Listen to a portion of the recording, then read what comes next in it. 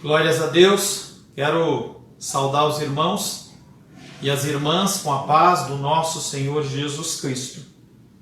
É bom estar com você neste primeiro culto do ano de 2021.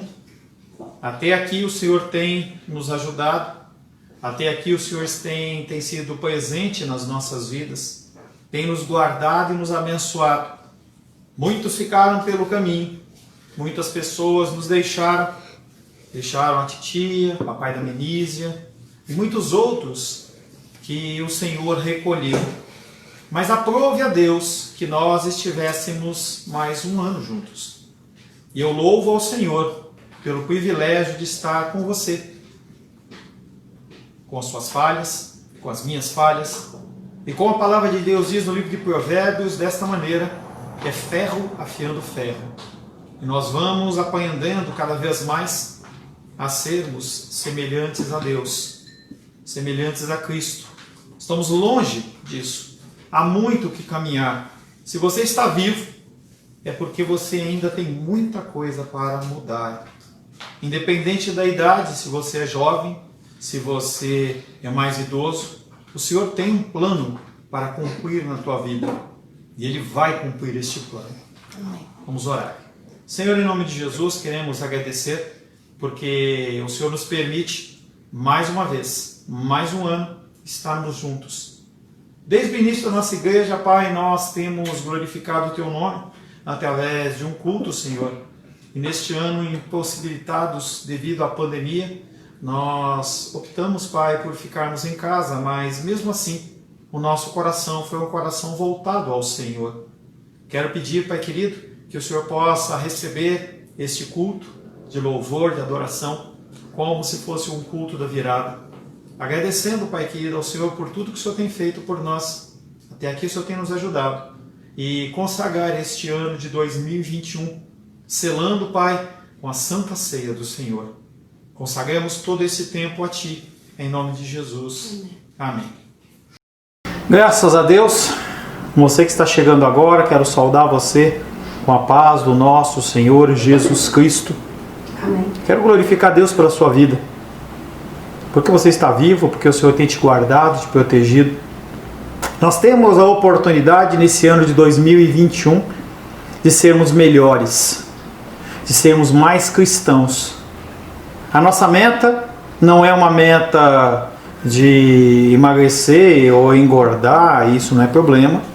A nossa meta não tem que ser necessariamente trocar de carro, comprar casa, mas a nossa meta tem que ser focada no espiritual. Muitas igrejas no início do ano fazem projeto de vida 2010, 2015, 2020, 2021, mas na verdade esses projetos eles acabam sendo muito mais materiais do que projetos espirituais. O que eu quero levantar para você, independente de campanha, independente de doação, independente de qualquer coisa que a gente possa inventar, que você procure ser melhor.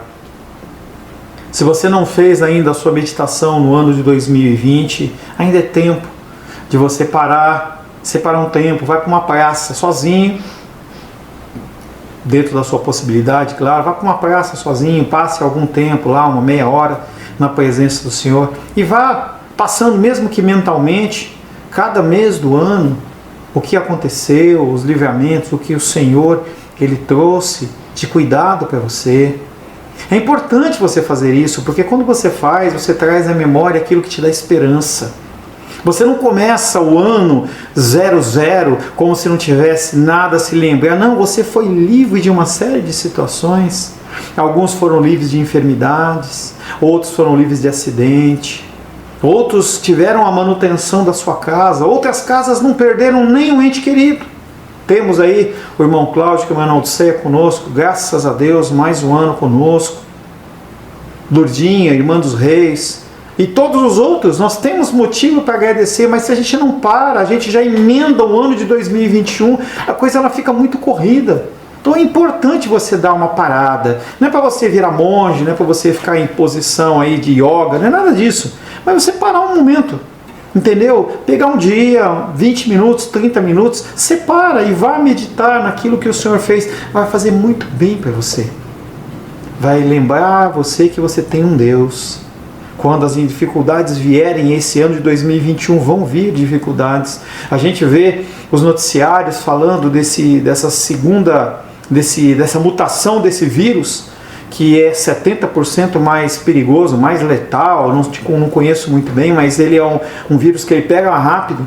E a gente vê a aglomeração das pessoas. Ontem eu fui com a minha família lá visitar as luzes em Brasília. Nós descemos do carro e nós passamos aproximadamente 5 minutos naquele lugar e nós viemos embora. A quantidade de pessoas nas praias, pessoas em toda sorte de lugares aglomeradas, cada pessoa daquela é uma bomba de vírus em potencial. Pastor, você está sendo muito pessimista. Não estou sendo realista. A gente pode ter uma desgraça a nível nacional e você tem que continuar se cuidando. Não deixe de levar a sua máscara, não deixe de continuar andando com seu álcool, chegando em casa, tira o sapato que você saiu da rua, entendeu? Vai lá, lava suas mãos muito bem com sabão e água. Se você vai cumprimentar um ente querido, entendeu? Tenha zelo, tenha cuidado em relação às coisas. Tá? É importante para que no final de 2021 nós possamos contar com você para estar conosco numa celebração novamente de louvor e adoração ao Senhor. Tendo dito isso, passemos para a nossa palavra. A palavra de hoje ela está em 2 Coríntios. Deixa aberto aí já, por gentileza. 2 Coríntios, capítulo 12. Eu postei essa abertura. Eu achei muito interessante as palavras que o Senhor me deu. E eu postei essa abertura no WhatsApp. Se você não recebeu, tá? Me manda uma mensagenzinha, eu mando para você. Em nosso último encontro, falamos sobre o nascimento do nosso Salvador. Só deixa aberto, tá? É só para você já deixar aberto. Nós saímos dos Salmos. Em nosso último encontro, falamos sobre o nascimento do nosso Salvador. Podemos meditar no contexto em que Ele, o Rei do Universo, Ele veio ao mundo. Observamos a submissão dos pais de Jesus às autoridades, enquanto as suas leis e os seus decretos não conflitavam com a lei de Deus. É um exemplo para nós. Podemos ver também o cumprimento de algumas profecias que deram norte à vida terrena de Jesus, como por exemplo, o nascer em Nazaré, ou ser gerado em Nazaré, seu nascimento em Belém, ser rejeitado pelos homens e ter nascido numa manjedoura. Tudo isso são profecias de Jesus. Seu nascimento em Belém foi algo que foi importante para colocá-lo dentro da genealogia, para mostrar para aqueles judeus que ele fazia realmente parte de um grupo de pessoas que podia ser o Messias. Aquela família que representa a Trindade que a Menisa gosta tanto de falar, ou é também em relação aos nossos deveres como família, o amor, a obediência, a submissão. Algo importante também foi que Jesus viveu entre nós e como um de nós passou inclusive pelos 9 meses de geração de um ser humano. Ele podia ter nascido pronto, ele podia ter aparecido em qualquer lugar, num monte como um profeta, mas ele fez questão de passar por tudo aquilo que nós passamos. Ele nasceu na manjedoura para cumprir a profecia. Mas o fato de que não houvesse lugar na hospedaria era apenas um símbolo do que iria acontecer com Jesus. O único local que houve para ele foi a cruz. Nós, como cristãos, devemos entender que a nossa cruz não necessariamente é uma cruz física como a de Cristo. Não necessariamente você vai morrer fisicamente por perseguição em nome de Cristo. Mas que, de alguma forma, será algo que nós iremos carregar durante a nossa vida. Esse texto que nós vamos falar de 2 Coríntios 12 fala do espinho na carne, que foi a cruz que o apóstolo Paulo carregou por toda a sua vida ministerial. Como em relação aos pastores, também fomos escolhidos entre os desprezados e sem valor. As pessoas olhavam para você e falavam, não vai dar em nada. Vai morrer bêbado, drogado, na prostituição, sem dinheiro. Mas o que acontece é que o Senhor nos escolheu. Eu falava hoje com uma irmã, e a irmã falava assim, poxa, eu queria tanto que eu fosse. Eu falei, não, você a escolha não é sua, a escolha é do Senhor, a escolha é de Deus. Nós somos escolhidos entre os desprezados e sem valor, mas em Cristo podemos todos os dias elevar as nossas vozes ao céu em glorificação a Deus. Nós somos um povo especial. Você tem o direito, a liberdade de cantar louvores ao Senhor. Apesar da rejeição dos homens, muitas vezes Jesus ouviu ecoar nos céus a voz: este é o meu Filho amado, em quem eu me comprazo, em quem eu me alegro. Os homens, eles podem te rejeitar, mas o Senhor, Ele te aprova. Por isso que eu digo para você que você tem que estabelecer uma meta para 2021, que ser mais parecido com Cristo. Ser aceito pelos homens ou ser aceito por Deus? Essa é uma pergunta chave para o seu ano. Você quer ser aceito por homens ou ser aceito por Deus? Ser aceito por homens, você vai ter que tomar decisões carnais. Talvez você no final do ano seja próspero, talvez você tenha muito dinheiro, mas talvez vocês tenham um coração frio, longe do Senhor. O que você vai escolher para 2021 pode nascer do fruto da meditação que eu falei para você fazer. Talvez se você emendar 2021 com 2020, passar por cima e já começar aquela rotina de trabalho e tudo mais, talvez você nem perceba quão distante você está do Senhor. E quantos caminhos, quantas possibilidades há de você retornar ao novo e vivo caminho. A palavra de hoje tem como título Dependência Divina. Nós dependemos do Senhor em 2020, 2019 e todos os outros anos. 2021 é um novo ano, uma série de novas coisas, novos desafios, novos trabalhos, novas propostas de emprego. Vamos, se Deus assim o permitir, fazer o casamento religioso de Ingrid Wallace. São todas novidades, coisas que nós vamos poder retomar o nosso culto presencial. Aguardo a direção de Deus, como que nós podemos fazer, se iremos realmente fazer. Mas em todas as nossas decisões nós dependemos de Deus. Quero convidar você a ler comigo o texto de 2 Coríntios capítulo 12, verso 1 em diante. 2 Coríntios 12, verso 1 em diante, nós vamos meditar apenas os versos 6 a 9. Assim diz a palavra de Deus: se é necessário que me glorie, ainda que não convém, passarei as visões e revelações do Senhor. Conheço um homem em Cristo, o apóstolo Paulo está falando dele mesmo. Conheço um homem em Cristo que há 14 anos foi arrebatado até o terceiro céu. Se no corpo ou fora do corpo, não sei, Deus o sabe. E sei que tal homem, se no corpo ou fora do corpo, não sei, Deus o sabe, foi arrebatado ao paraíso e ouviu palavras inefáveis, as quais não é lícito o homem referir. De tal coisa me gloriarei, não porém de mim mesmo, salvo nas minhas fraquezas. Pois se eu vier a gloriar-me, não serei nécio, porque direi a verdade. Mas abstenho-me para que ninguém se preocupe comigo, mais do que em mim vê ou de mim ouve. E para que não me ensoberbecesse com a grandeza das revelações, foi-me posto um espinho na carne, mensageiro de Satanás, para me esbofetear, a fim de que não me exalte. Por causa disso, 3 vezes pedi ao Senhor que o afastasse de mim. Então ele me disse: a minha graça te basta, porque o poder se aperfeiçoa na fraqueza. De boa vontade, pois, mais me gloriarei nas fraquezas, para que sobre mim repouse o poder de Cristo. Palavra do Senhor.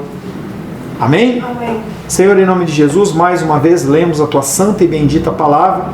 Palavra, Pai querido, revelada, palavra que é verdadeira, palavra que se cumpre. Pedimos que o Senhor nesta noite fale conosco. Nos dê um recado santo aos nossos corações, que possa gerar um norte para o nosso novo ano. Peço, Pai querido, que o Senhor me capacite, como instrumento da Tua vontade, a falar aquilo que procede do Senhor e não procede do meu coração. Oro em nome de Jesus. Amém. Saulo o Grande se tornou Paulo o Pequeno. Ele era fariseu, poderoso, estudado e temido, para depois se tornar um cristão pobre, desprezado, perseguido e considerado louco. Aos olhos humanos ele piorou ou melhorou? Por isso que eu falei para você, qual é a sua meta para 2021? Aos olhos dos homens, Paulo ficou louco. Ele abandonou a sua carreira, ele abandonou os recursos da sua casa, abandonou tudo em prol de algo que é loucura. Ele teve a maior das riquezas, que é a presença de Deus. Mas teve que perder muita coisa para aprender a depender de Deus. Algo que aconteceu com Moisés, por exemplo. Moisés, que foi criado dentro de um palácio por 40 anos, ele viveu lá. E ele teve que passar 40 anos no deserto para ele aprender que a vida do Egito não valia nada. O que valia era a presença do Senhor, e ali no deserto ele aprendeu, mas ele perdeu muito também. Gálatas capítulo 2, verso 20, apóstolo Paulo, após perder tudo, após ser considerado como louco, já não sou eu quem vive, mas Cristo vive em mim. E esse viver que agora vivo na carne, vivo pela fé, na dependência do Filho de Deus. Antes Paulo vivia por si mesmo, depois ele aprendeu a depender de Deus. Qual é o grau de dependência que você tem com Deus? Os dois primeiros versículos que nós vamos meditar de 4 são 2 Coríntios 12, versos 6 e 7, que diz: Pois se eu vier a gloriar-me, não serei nécio, porque direi a verdade, mas abstenho-me para que ninguém se preocupe comigo, mais do que em mim vê ou de mim ouve. E agora, para que eu não me ensoberbecesse com a grandeza das revelações, foi-me posto um espinho na carne, mensageiro de Satanás, para me esbofetear, a fim de que eu não me exalte. Eu li do versículo 1 em diante para você entender que o apóstolo Paulo, ele teve um momento da vida dele em que ele foi arrebatado nos seus sentidos e se viu no terceiro céu, aonde Deus habita.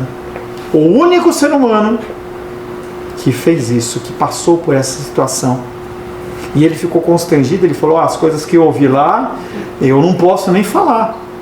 Depois disso, aparece esse espinho na carne. Gloriar-se envolve chamar a atenção para si. Anteriormente ele havia dito que o gloriar-se devia ser sempre no Senhor. Cuidado com os elogios. Os elogios, eles muitas vezes, eles são uma rasteira. Não que você não tenha que elogiar, a palavra de Deus diz: a quem honra, honra. Hoje eu compartilhei o texto de Moisés, ele falou: nossa, pastor Paulo, que texto legal, tal. Glórias a Deus. Eu reconheço que foi um texto bem escrito, achei interessante. Helena perguntou: foi você que escreveu? Realmente fui eu que escrevi. Mas a gente tem que tomar cuidado, porque nós temos que gloriar-nos apenas do Senhor. 1 Coríntios 1,31 diz: aquele que se gloria, glorie-se no Senhor. Aquilo que você tem, glórias a Deus. O seu negócio, glórias a Deus. A sua família, glórias a Deus. O seu cristianismo, glórias a Deus. Este ano de 2020 foi um ano muito alegre para mim, porque eu pude ver o Moisés acabando o Novo Testamento inteiro. Primeira vez na vida dele. Vi a Rayane também dizendo que pela primeira vez ela leu o Novo Testamento inteiro. Então isso é motivo de alegria, mas isso é glórias a Deus. Não é o esforço dela, não é o esforço dele, mas o Senhor os constrangeu, o Senhor os trouxe à busca dele, à busca da leitura da palavra. Se havia alguém na igreja que podia se gloriar da sua posição, Paulo era o cara. Ele havia fundado igrejas na Ásia Menor, Macedônia, Grécia. Trabalhou mais duro e muito mais do que todos os outros apóstolos. Passou por mais perigos do que qualquer outro. Foi-lhe dada essa experiência que nós lemos de 2 Coríntios 12, do verso 1 em diante. Dele ia até o terceiro céu. Ele colocava ele acima de todos os apóstolos. Acima de Pedro, acima de João, acima de Tiago. Mas Deus, querendo reprimir nele toda e qualquer tendência para a soberba, para o orgulho, ele coloca, ele subjuga, ele faz ele se dobrar com uma vara. E o nome dessa vara chama-se espinho. Em algumas versões aparece aguilhão. Quando eu imagino, quando eu lembro, quando a gente fura o dedo, quando você fura o dedo com um espinho, numa farpa, com alguma coisa, E aí aquele espinho, só de você passar o dedo dá aquela aflição, aquele incômodo. Enquanto você não tira o espinho, você não sossega. Não, eu vou deixar a mão assim, daqui a pouco você esbarra na calça, passa a mão no cabelo. E aquilo incomoda. O que foi colocado na vida do apóstolo Paulo foi esse espinho.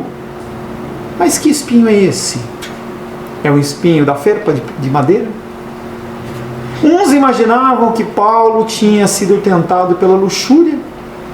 Ele tinha sido atraído pela sexualidade que era corrente naquele mundo. Nós já falamos em Gálatas, no dominical, que aquele lugar onde Paulo estava era um lugar de promiscuidade. Outros concluem que ele era vítima de frequentes dores de cabeça. Outros dizem que ele tinha um problema de visão. Outros ainda entendem que pessoas que causavam grande aborrecimento a Paulo no seu ministério, aonde ele ia tinha alguém para atrapalhar. Fala-se de um tal de Latoeiro, fala-se de um tal de Himeneu, Fileto. Eram homens que ou esperavam ele semear para distorcer, ou então quando ele virava as costas, eles faziam o trabalho do joio e plantavam aquelas contendas, aquelas dificuldades, chegando ao ponto de o próprio Paulo fala assim: eu entrego você para Satanás. Você não vê uma referência como essa nenhuma de Gênesis e Apocalipse, a não ser através da boca de Paulo, em que ele fala: eu entrego você para Satanás, quem sabe Deus livre a sua alma. Eu penso de uma maneira um pouco diferente. Eu acho que esse espinho não era uma situação, mas era uma somatória de situações. Às vezes o problema da vista, às vezes a perseguição, às vezes homens que eram contra o seu ministério, algo que vinha atormentando ele e atrapalhando ele dentro do seu caminhar.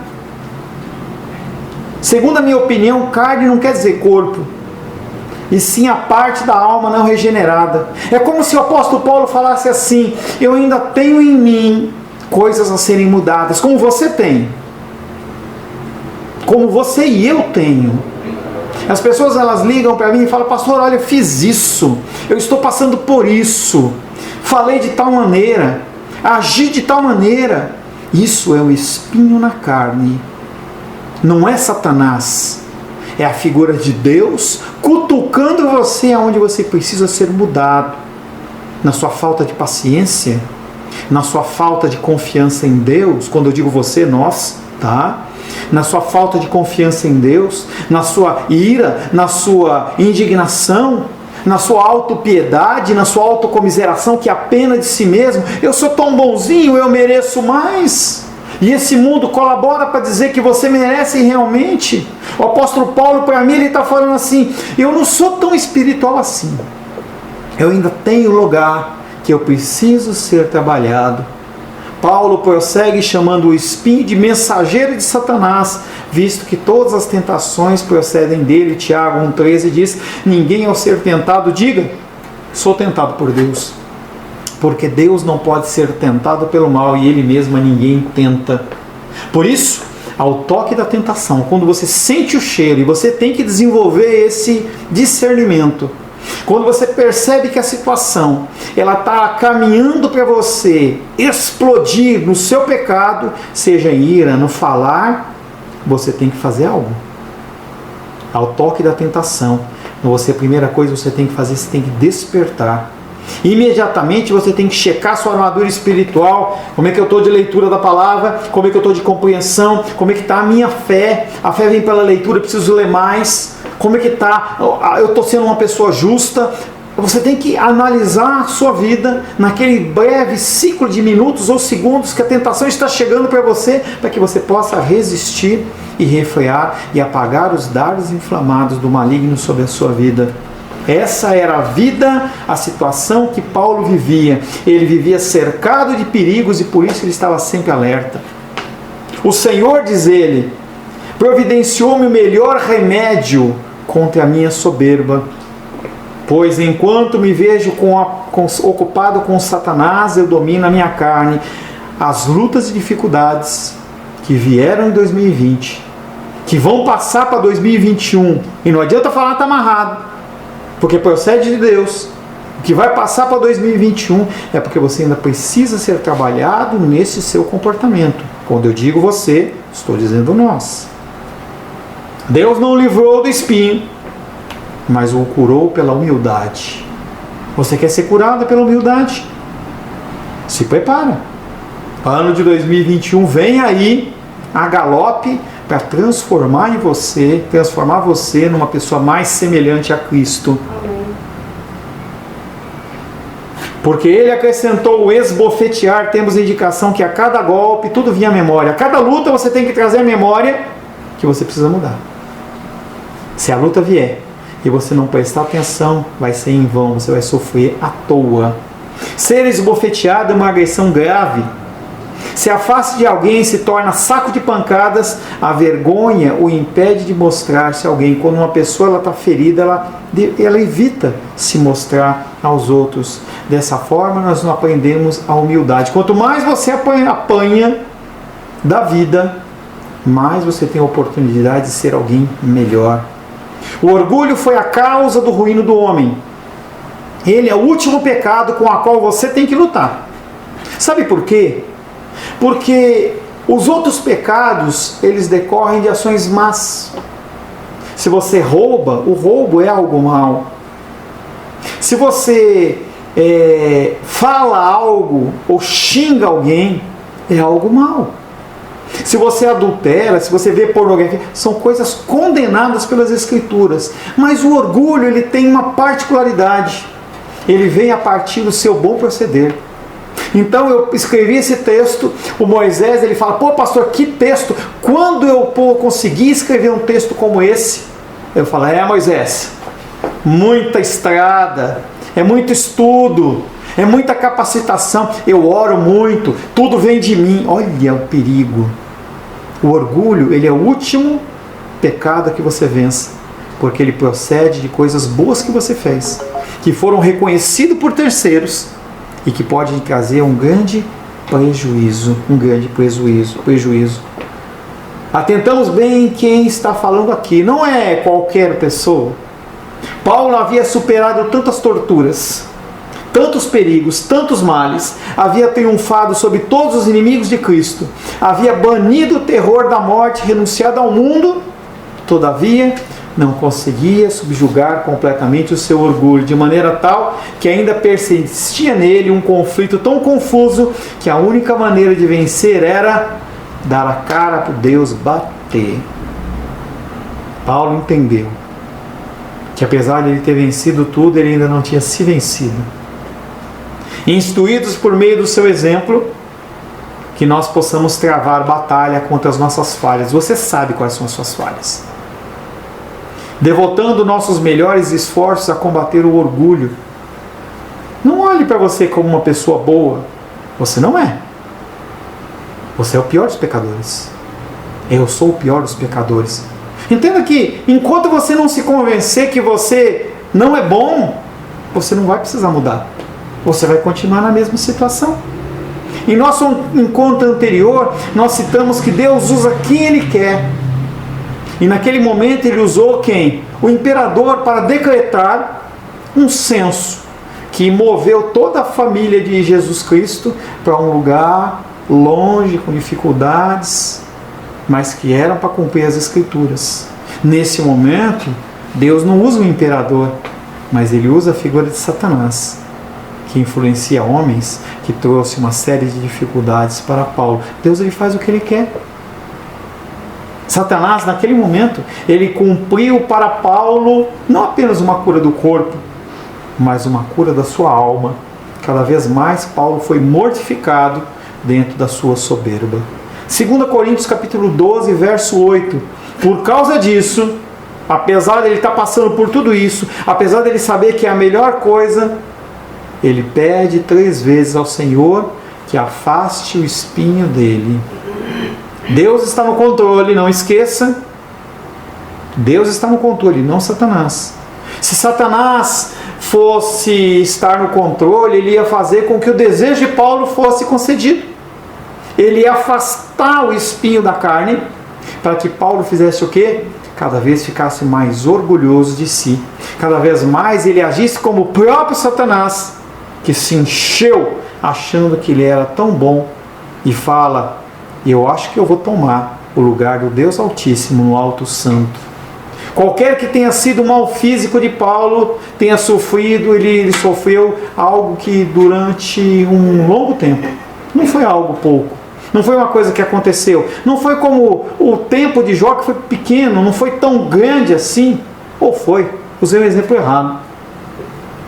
Paulo, ele sofreu isso por uma longa duração, e 3 vezes ele apelou a Deus que tirasse dele essa aflição. Vira e mexe, aquilo acontecia. Vira e mexe, aquilo acontecia. Isso acontece com você. Quantas vezes você ligou para mim para falar assim: pastor, eu não aguento mais, eu vou desistir, eu vou viajar, eu vou abandonar tudo, eu não aguento mais. É exatamente a mesma situação. O problema não está em você falar com Deus, pedir para Ele tirar a aflição. O problema está em você jogar a toalha. Isso você não pode fazer. Qualquer que tenha sido mal físico que Paulo tenha sofrido, por 3 vezes ele apelou a Deus para que o tirasse dessa aflição. A intenção de Paulo é notificar que esse aborrecimento deixava esgotado. Quantas vezes você se sente esgotado em relação às lutas dentro de casa, às lutas no trabalho, um vizinho, alguém que atrapalha, alguém que persegue? Isso levou Paulo a orar muitas vezes para que o espinho fosse afastado, porque não era leve, não era fácil de suportar. Paulo não teria ficado tão ansioso para livrar-se dele se fosse algo simples, não era algo simples. No entanto, Paulo afirma que seu pedido não foi atendido, evidenciando que ele precisava ser humilhado. Quanto mais ele sofria, quanto mais ele era perseguido, ele entendia que o pecado do orgulho ainda estava nele, mesmo que ele não conseguisse ver, mas Deus observava, e como ele tem o melhor para os seus filhos, ele permitiu que ele continuasse sendo assolado por aquele espinho. A expressão 3 vezes nos lembra das orações de Jesus no jardim do Getsemane. Não sabemos se as 3 orações de Paulo foram rápidas, se foram sequenciais, como foram as de Jesus, que ocorreram num espaço aí de meia hora, 1 hora, mais ou menos, de uma para outra. Mas nós temos uma semelhança: nem Paulo nem Jesus tiveram as suas orações respondidas positivamente. Nenhum dos dois. Jesus foi para a sua morte na cruz e Paulo continuou sendo afligido pelo espinho na sua carne.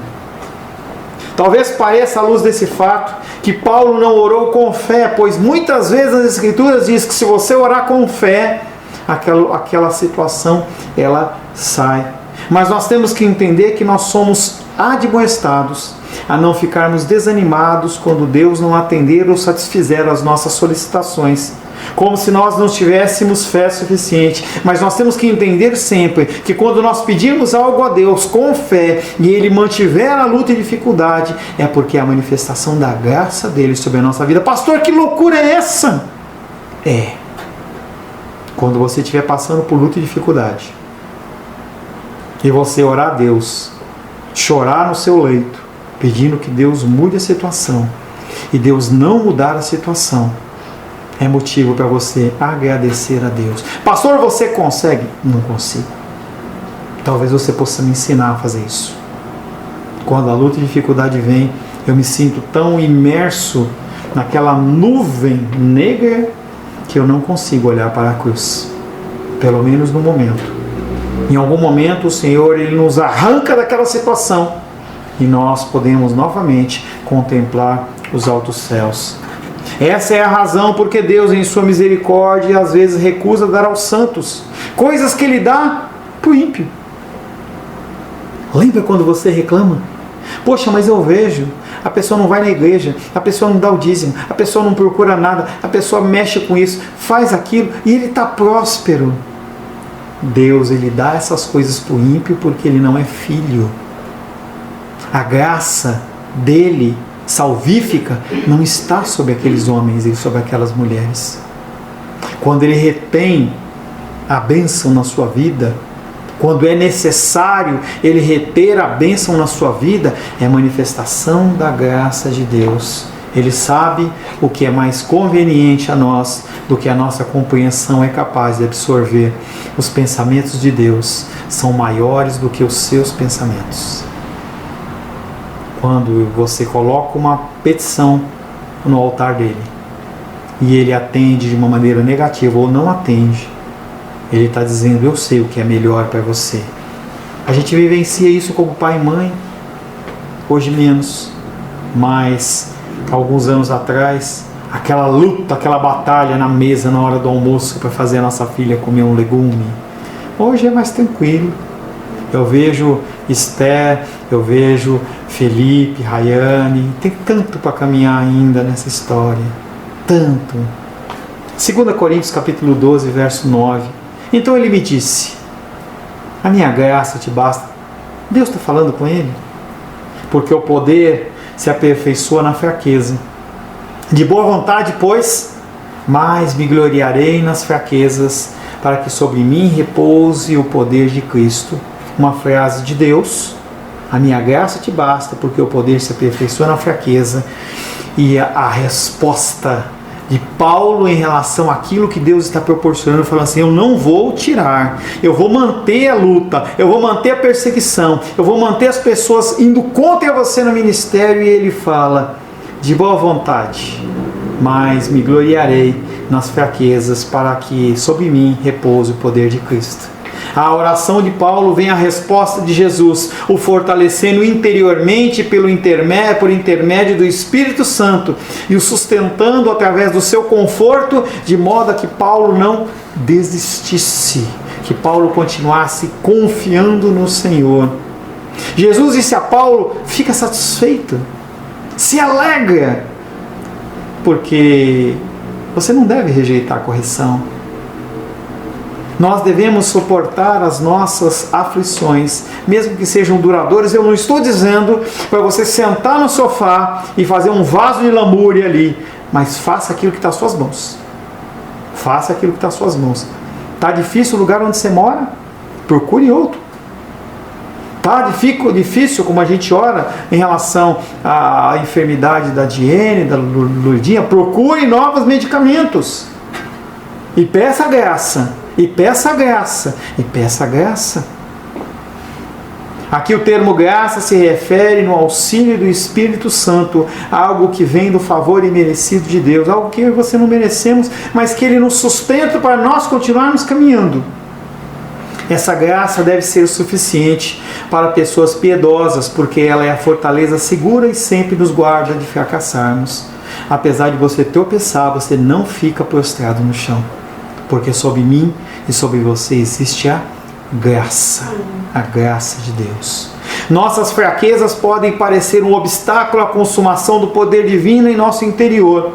Às vezes eu falo com a minha mamãe e ela fala assim: poxa, mas eu não estou dando exemplo, eu estou atrapalhando. Pode até parecer, mas isso é impossível. O apóstolo Paulo não só nega que essa coisa, não é que ele só nega imposto, ele nega. Ele não só nega que tal coisa acontece, foi uma piadinha, vocês nem riram, só nega. Luísa? Não só nega que tal coisa acontece, mas também afirma o oposto.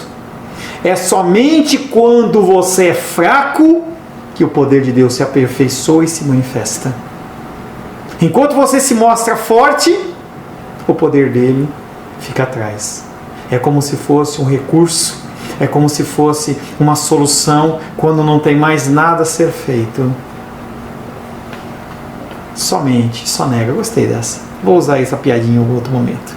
O poder de Deus é aquele que socorre as pessoas em suas necessidades, somente quando fracassam, e as reanima quando desfalecem. O ser humano não recebe e nem a aprecia, a menos que primeiramente convence da sua necessidade. Por que as pessoas não ouvem você falar de Jesus para elas? Porque elas acham que está tudo bem. Por isso que Jesus fala: é mais fácil passar um camelo no buraco do fundo de uma agulha do que um rico entrar no reino dos céus. O que ele está falando é: as pessoas que não percebem a sua fraqueza, elas não recebem a graça de Deus, porque elas acham que está tudo certo. É o que eu vendo, modo de dizer, é como eu ensino para você o conceito do dízimo e da oferta. Quando você retém, você está falando, eu sou forte, eu resolvo, eu não preciso da ajuda espiritual de Deus para nada, é eu que ganho. Quando você, como a viúva pobre, deposita aquilo que é do Senhor, você está falando, Senhor, eu acredito no Senhor, eu confio no Senhor, eu trago a minha oferta, eu trago o meu dízimo ao Senhor, porque eu confio no Senhor, porque eu sei que procede do Senhor, eu sei que eu, na minha fidelidade, o Senhor vai honrar pela sua palavra e não vai permitir que falte o pão nosso de cada dia. É o sentido da dependência. Essa resposta de Deus não tem apenas um valor temporal, mas permanente. Glorie-se nesse espinho. Em outras palavras, Jesus enuncia um preceito que é verdade para todas as pessoas, em todos os lugares, em todos os tempos, válido para mim e para você. Vou ler de novo o verso 9. A minha graça te basta. Quando você estiver na dificuldade, a minha graça te basta, porque o poder de Deus, ele se aperfeiçoa em você durante o seu período de fraqueza. Na resposta de Jesus é expressa nada mais é necessário do que a graça do Senhor que flui através da total e completa dependência divina. Pastor, eu não tenho que trabalhar então? Tem. Eu não tenho que arrumar as coisas, tentar... Tem. A palavra de Deus diz que em vão vigia o sentinela, se o Senhor não guardar. Mas Ele não fala que não é para você vigiar. Se Deus assim o permitir, a minha família e a família do Sebastião, não vamos juntos, cada um vai para um lugar. Nós vamos passar um tempo fora, uma semana. Vai ter culto normal semana que vem. Não vai ter EBD, mas noturno vai ter. O que eu tenho que fazer? Guardar minha casa, procurar tirar as coisas de valor da aparência, tentar trancar a porta, não vou deixar aberto, vou tentar avisar para um vizinho, olha, eu estou saindo, qualquer coisa estranha. Essa é a nossa função. O Senhor falar que a aflição vem, não é para você ficar parado num marasmo, é para você agir dentro da sua possibilidade, mas sempre submisso ao que Deus tem para você. Essa palavra graça é enfática por apresentar a absoluta, total, completa autoridade do Senhor. Um Senhor que é soberano. As provisões que Ele supre são suficientes para mim e para você, desde que você confie nele. Se você não confia nele, ele fala, bom, o meu filho ele quer agir desse caminho, deixa ele caminhar. Às vezes nós deixamos nossos filhos caminhar por caminhos observando.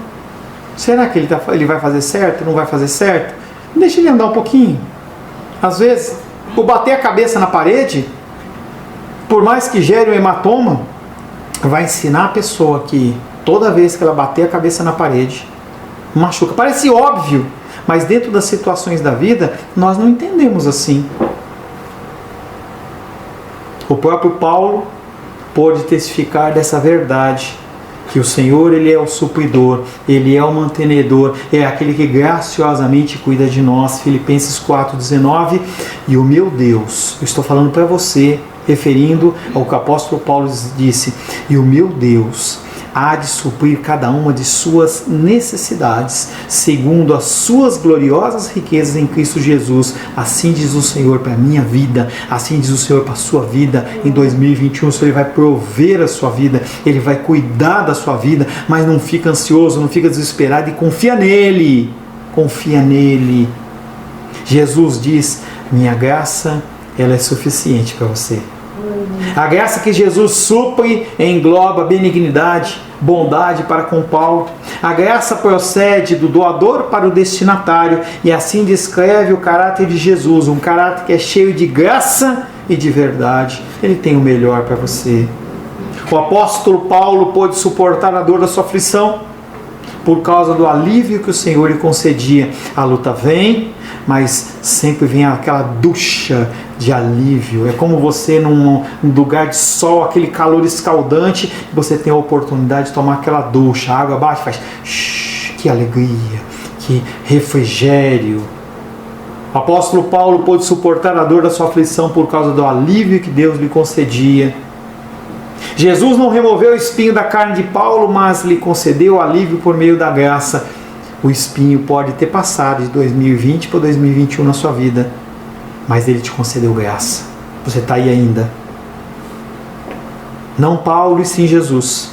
Recebe o louvor e adoração, pois o poder divino se mostra brilhante quando a fraqueza humana está evidente aos olhos. Eu sou chato. Quem pode testificar isso? A minha filha e a minha irmã. Eu sou chato. Toda vez que eu vejo a minha filha dentro do quarto, escuro, e ela fica lá no celular, eu faço questão de ir lá e ligar a luz. E aquela luz bate no olho dela e ela fica brava. Por que eu estou dizendo isso? Porque a luz interior, a luz exterior que procede de Deus, ela ilumina os nossos caminhos. É só uma ilustração, não tem que ligar uma coisa com a outra não, com a minha chatice não. Entendeu? É só a questão da luz, entendeu? A luz. Deus, Ele concede alívio por meio da graça. Depois eu vou lá e apago a luz para ela.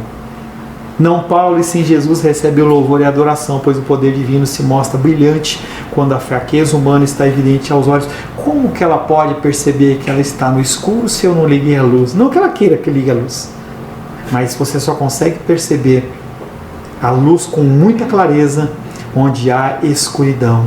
Você só consegue perceber a graça do Senhor quando você está em necessidade. Com essa resposta, Paulo revela o seu ser interior. Pois queixas e reclamações contínuas são reações comuns a uma resposta negativa de Deus. Quando você pede algo a Deus e Deus não te concede, você fica bravo. Eu fico bravo. A gente murmura, a gente deixa Deus de lado, não vou participar, não vou mais, eu vou fazer outra coisa. É como a figura do católico romano que tem o Santo Antônio. A imagem do Santo Antônio é a imagem do santo casamenteiro. Então, a lenda diz que as moças chegavam para o Santo Antônio e falavam assim, eu quero casar. E aí, se ela não casasse dentro do período estipulado, o que ela fazia? Ela virava o santo de cabeça para baixo, não sei como ela apoiava, mas virava, e ele ficava ali em punição. Muitas vezes nós queremos fazer isso com Deus, mas não é possível. Com a estátua de barro, nós podemos virar, mas Deus não. Com essa resposta, Paulo revela seu ser interior, porque apesar das queixas e reclamações serem naturais em relação à negativa de Deus, Paulo não mostra isso em suas palavras. Vamos voltar à resposta de Paulo. Ele fala de boa vontade, com alegria, eu vou me gloriar, eu vou sorrir nas minhas fraquezas. Quando eu ver a dificuldade, eu vou sorrir para ela. Quando eu estiver enfermo, eu vou observar aquilo como uma ação de Deus, porque eu sei que desta maneira vai repousar sobre mim o poder de Deus. Eu estou muito longe disso, eu creio que você também, mas eu te convido nesse ano de 2021 a gente poder responder um pouco mais como Paulo respondeu. Ao contrário, Paulo demonstra felicidade. Felicidade, pastor Paulo? É, felicidade. Ele está bem certo de que a graça divina, ela será muito mais suficiente para ele poder suportar o seu mal. 2021, o mês de janeiro, tem lutas para você. Mês de fevereiro também, março, ações na justiça, doenças, toda sorte de coisas. Nós vivemos num mundo caído. Nós vivemos num mundo que é carente de Deus. E quando você, como eu ligo a luz para minha filha, e ela se incomoda quando você aparecer com a solução de Deus, quando a luz aparecer, as pessoas elas vão ficar incomodadas e falar assim, apaga essa luz. Mas em cada luta, em cada dificuldade, eu garanto para você, que se você conseguir tirar os seus olhos do problema e olhar acima dos montes de onde vem o socorro, você vai ver a figura de Deus que está com você. O apóstolo Paulo tinha um espinho na carne. Por 3 vezes ele pediu e aquele espinho não foi tirado. Pode ser que você peça e Deus tire o espinho. E pode ser que Deus não tire o espinho. E se Ele não tirar o espinho, Ele vai te conceder graça. Palavra de Deus para você nessa noite, para esse ano de 2021. Oremos. Senhor, em nome de Jesus, nós glorificamos o Teu santo nome. Porque o Senhor é bom. E a sua misericórdia dura para sempre. Amém. De eternidade a eternidade, Pai querido, o Senhor vai nos abençoar. Cada dia que passa, cada ano que passa, nós nos aproximamos do encontro com o Senhor. Ainda estamos aqui na terra, ainda há muito o que viver, há muitas lutas a lutar, Pai, e nós contamos com o Teu auxílio, porque com o Senhor nós somos mais que vencedores em Cristo Jesus. Oro para que o meu irmão e a minha irmã possam receber essa palavra como verdade na vida deles. Que eles possam olhar para as outras dificuldades, não como a ação do diabo, mas como a graça de Deus, forjando eles e elas em pessoas melhores em quem o Senhor se alegra e se compraze. Eu oro em nome de Jesus. Amém. Graças ao nosso bom Deus. Senhor Deus, quero nesse momento agradecer a Ti, Pai querido, pelo Teu amor e Teu cuidado. Agradecer porque até aqui o Senhor tem nos ajudado, Pai. Amém. Mais uma vez, reconheço a Tua doce e poderosa mão no ano de 2020 e peço, Pai, que o Senhor possa estender a Tua graça e a Tua misericórdia sobre esse ano de 2021, sobre a vida de cada família aqui representada. Que cada família, Pai querido, possa ser abençoada, que o Senhor possa livrar-nos, Pai querido, do primeiro vírus, do segundo vírus e quantos mais vierem. Que o Senhor possa, Pai querido, trazer, Pai, a provisão para cada casa, que haja alimento, que haja saúde, que haja entendimento entre as famílias, entre os casais, pais e filhos, entre irmãos. Que o Senhor nos dê sabedoria, Pai querido, nesse ano de 2021, mas mais que isso, que nós possamos, Pai, parecer mais com o Teu Filho amado, Jesus Cristo. Nos ensina, nos concede graça, nós te pedimos, Pai, em nome de Jesus. Amém. Que o amor de Deus, Pai, que a graça salvadora de Jesus Cristo e a consolação do Espírito Santo seja sobre a nossa vida hoje e sempre. Amém. Amém. Deus abençoe. Feliz 2021 para você. Muita presença do Senhor. Amém. Deus te abençoe.